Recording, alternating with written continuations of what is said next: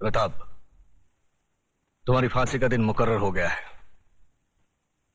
अगर कोई आखिरी ख्वाहिश है तो बता दो, वो भी पूरी कर दी जाएगी। यहां ऐसे घुटन सी होती है। मैं इन चार दीवारियों में मरना नहीं चाहता। मुझे वहीं फांसी दे दो, क्रांति मैदान में, सबके सामने, जहां से इस देश में क्रांति की शुरुआत हुई थी। यहां ऐसे मरो तो जरा ज्यादा मरो, इतना सा मरने से क्या फायदा। सर, प्रताप से कोई मिलने आया है। मिलने दो।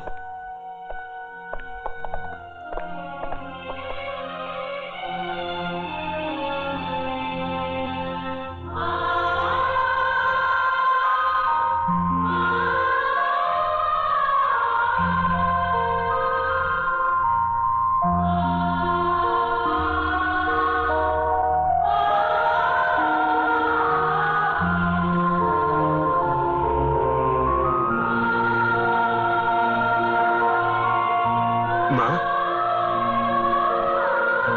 अरे बूढ़ी हो गई, बूढ़ी रो काहे को, रो काहे को रही तू? नहीं रे, ये तो खुशी के आंसू है। सोचा था जिंदगी भर तेरा मुंह नहीं देखूंगी, लेकिन तेरे बारे में अखबार में पढ़ा तो रहा नहीं गया मुझसे, और मैं चली आई अपने बेटे के पास। कैसा है रे तू? बेटा, आज तूने तिलक खानदान के नाम पर सचमुच यश का तिलक लगा दिया। मैं खुश हूँ, बहुत खुश हूँ। अब तो भगवान से यही प्रार्थना करूंगी कि तुझे जन्मों जन्म मेरा ही बेटा बना कर। नहीं माँ, अगले जन्म में किसी मंदिर या मस्जिद की ईंट बनकर जिंदगी भर वहां रोता रहूंगा। इस जिंदगी का रोना मेरा बाकी है।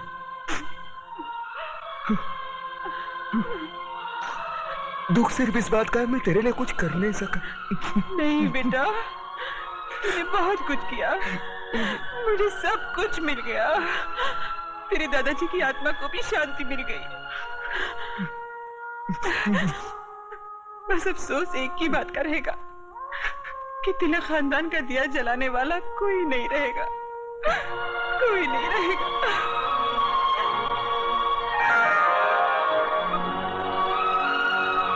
ये देख, अपनी बहू के लिए रखे थे, लेकिन अब तो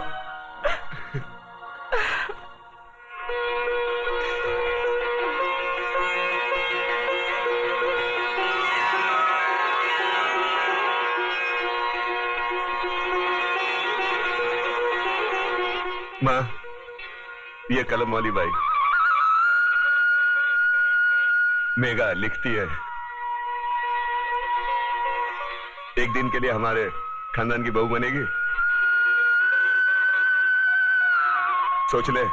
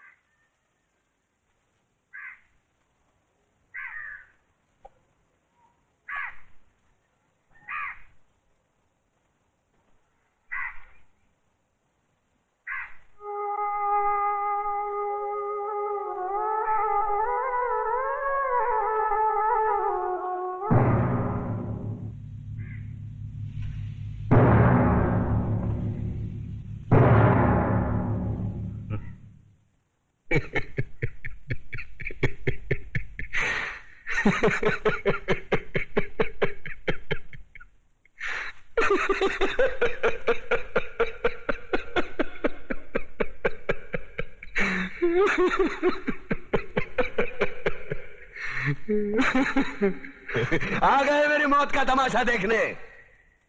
अब मुझे लटका देंगे, जुबान ऐसी बाहर आएगी, आंखें बाहर आएगी। थोड़ी देर लटकता रहूंगा, फिर ये मेरा भाई मुझे नीचे उतार देगा, फिर आप चर्चा करते घर चले जाओगे, खाना खाओगे, सो जाओगे। तुम्हारी ये नामर्दानगी, बुज़दिली एक दिन इस देश की मौत का तमाशा इसी खामोशी से देखेगी। कुछ नहीं कहना मुझे तुम्हें, कुछ नहीं। तुम्हारी जिंदगी में कोई फर्क पड़ने वाला नहीं। अंधेरे में रहने की आदत पड़ी है तुमको, गुलामी करने की आदत पड़ी है। पहले राजा महाराजाओं की गुलामी की, फिर अंग्रेजों की, अब चंद गद्दार नेताओं की और गुंडों की। धर्म के नाम पर ये तुम्हें बहकाते हैं, तुम एक दूसरे के गले काट रहे हो। काटो काटो। ऊपर वाला भी ऊपर से देखता होगा तो उसे शर्म आती होगी, सोचता होगा मैंने सबसे खूबसूरत चीज बनाई थी, इंसान। इंसान नीचे देखा तो सब कीड़े बन गए, कीड़े। कीड़े रेंगते रहो, सटते रहो और मरो। आए और गए, खेल खत्म। क्यों जिए मालूम नहीं, क्यों मरे मालूम नहीं। कलम वाली बाई क्रांति लाना चाहती थी, कलम के जोर पर काले वर्तमान को खत्म करना चाहती थी। कौन समझा उसकी बात को? सब साले मुर्दे, जिंदा लाशें। किसे जगाती वो? मैं जाग गया, कुछ अच्छा काम करके जा रहा हूं, सुकून है। लेकिन ध्यान में रखना, तुम्हारी ये खामोशी कल तुम्हारे बच्चों के लिए रोना बन जाएगी। ये कानून वाले, वर्दी वाले नेता, इन्होंने अपना ईमान बेच दिया। एक दूसरे को जलाते वक्त तुम्हारा ईमान कहा गया था, भाड़ में।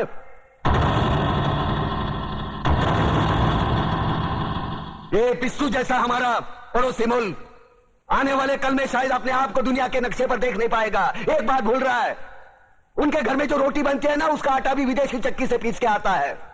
साले अपने खुद के देश में सुई नहीं बना सकते और हमारे देश को तोड़ने का सपना देखते हैं। वो ये सपना देख सकते हैं क्योंकि उन्हें मालूम है ये मुर्दों का देश है। वतन के लिए किसी को कोई हमदर्दी नहीं है। इसे तोड़ना बिल्कुल आसान है। मैं हिंदू, मैं मुसलमान, मैं सिख, मैं फलाना, मैं ढिमका। एक लाठी को तो कोई भी तोड़ सकता है, लेकिन लाठी के भारे को तोड़ना मुश्किल है। मैंने बचपन में पढ़ा था, स्कूल में, तीसरी में। मैं क्यों समझा रहा हूं तुमको, क्यों समझा रहा हूं? पागल हूं मैं, भूसा भरा पड़ा है मेरे दिमाग में। क्यों बातें कर रहा हूं इन पत्थरों से? हंसो हंसो, खुशियां मनाओ। क्रांति की राह पर एक और कुत्ते की मौत मरने जा रहा है, कल कोई और मरेगा। हमें क्या? हम इसी तरह जीते रहेंगे, है ना? जियो भाई जियो, जैसे चाहिए वैसे जियो। मैं हिजड़े की जिंदगी जीना नहीं चाहता। ए ला, चल चल ला।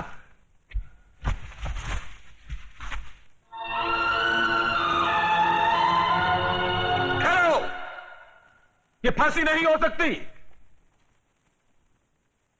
उन देशद्रोहियों के खिलाफ जो सरकार को सबूत मिले हैं, उससे साबित होता है कि प्रताप ने उनको मारकर देश का उद्धार किया है।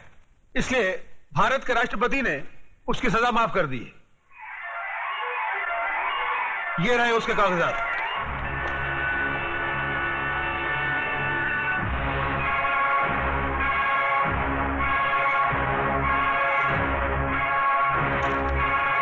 रोक दीजिए ये फांसी।